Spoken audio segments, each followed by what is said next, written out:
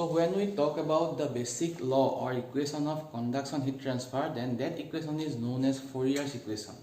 Okay, and to see what is Fourier's equation, to understand Fourier's equation, let us consider a wall, a certain wall having thickness Tx, having an area.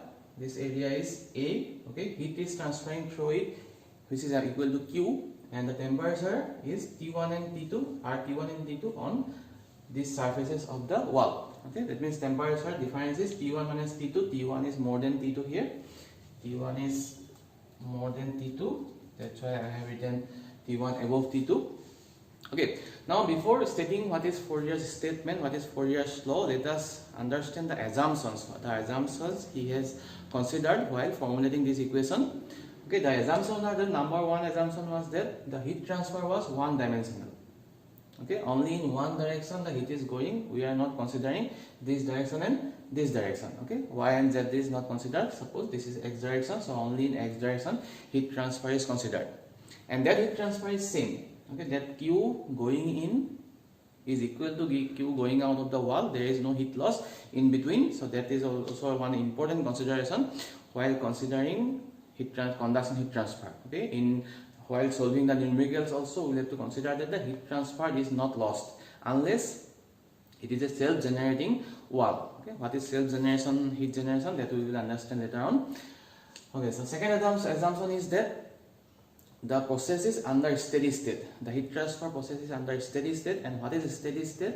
Steady state is that condition under which the properties of the system does not change with respect to time. Okay, that means this here, suppose this temperature is not changing with respect to time. It is constant. Okay, and so that condition is known as steady state. Alright, then the material is homogeneous. Okay, this material is homogeneous. That means the properties inside the material, suppose density, thermal conductivity, we will understand what is thermal conductivity, are same at all points of the wall. Here it is thermal conductivity is K. Here also the thermal conductivity is K. It cannot be defined. So that is one important assumption of Fourier's equation.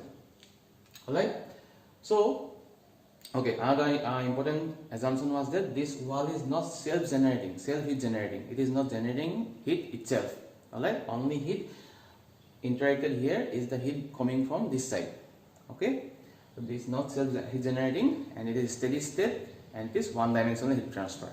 Okay, so the assumptions are one-dimensional steady state without any kind of heat generation. So now let us go to what is Fourier's law. So Fourier's law states that the heat transfer across this wall, which is Q, is directly proportional to area. Okay, directly proportional to this area perpendicular to the direction of heat flow. Okay, not this area, not the cross section, this area. Okay, the area perpendicular to the heat flow, it is proportional. It is proportional to the temperature gradient. Temperature gradient means the temperature difference with respect to the thickness of the wall. That means Q over here is directly proportional to area, directly proportional to, okay, let us see temperature difference first, T1 minus T2 or dt, and this inversely proportional to the thickness of the wall.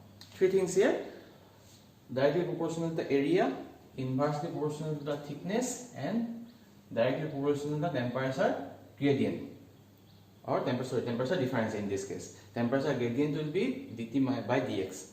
If we write dt by dx, then it will be temperature gradient.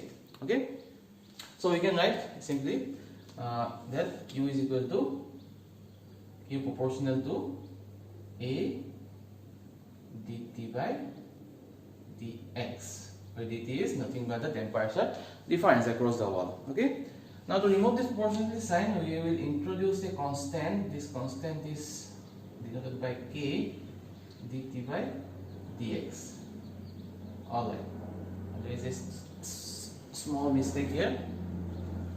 Remove this here. Okay. So while removing the proportionality sign, after the equal sign we have to put a negative sign. Okay, so negative sign. Why negative sign? See, what is dt here? dt is temperature difference. dt is temperature difference T2 minus T1. T2 minus T1. Always we write any kind of difference as the final value minus the initial value. Okay, dV is equal to V2 by V2 minus V1, dP is P2 minus P1. Like here also, dt is equal to T2 minus T1. Now see here, the heat temperature at point 2 is less than temperature at point 1. T1 is more than T2. So this value will come out negative. Whatever the value, it will be negative. Alright, because T2 is less than T1. Along the direction of heat flow, the temperature is decreasing. Okay, so that means if we don't put a negative sign over here, then the value of heat transfer will be come out as negative. Okay, now heat transfer is what? Heat transfer is in terms of joule. It is a it's a measurement of heat. This cannot be negative. We cannot say minus this amount of joule. This negative sign is only to show the direction of heat flow. So in the direction of heat transfer, the temperature is decreasing. That is only denoted by this negative sign. And when we will put the value of dt, okay, this is also will be also negative. The negative will cancel out. Ultimately, the heat transfer will come out as a positive term. So that's why the negative sign over here. This maybe you may be asked this on any kind of interview also, why in the Fourier equation we use the negative sign. So that is only because the temperature is decreasing in the direction of heat flow. Okay, this is nothing to do with the value of the Q. So this equation over here, Q equal to minus Ka dt by dx. This equation is known as Fourier's equation. Okay, from this equation we can also define the thermal conductivity. This K is known as thermal conductivity. Thermal conductivity.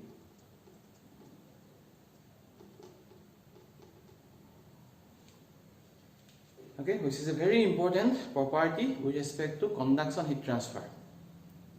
Metals have higher conductivity, thermal conductivity.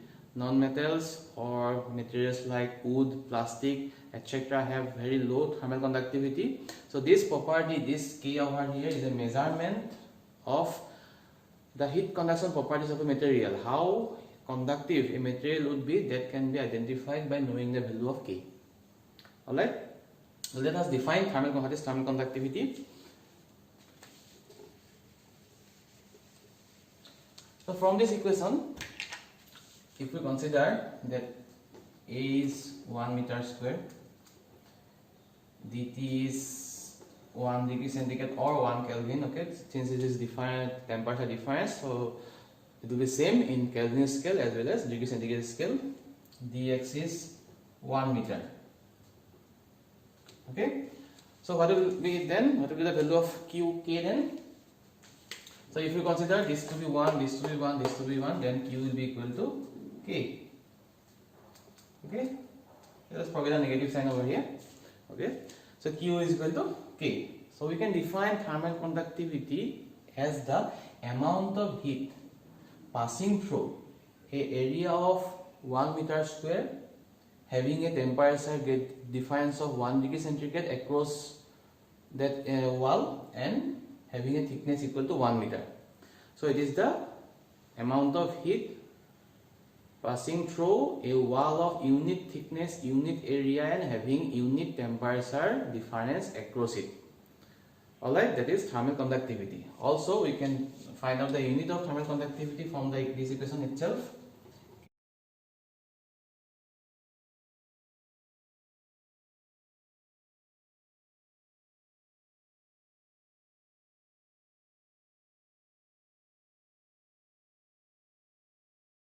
Okay, so if we try to find out the thermal conductivity unit, then what will happen? Q is in terms of what? Q is actually heat rate. It is not only heat, it is a heat rate, joule per second.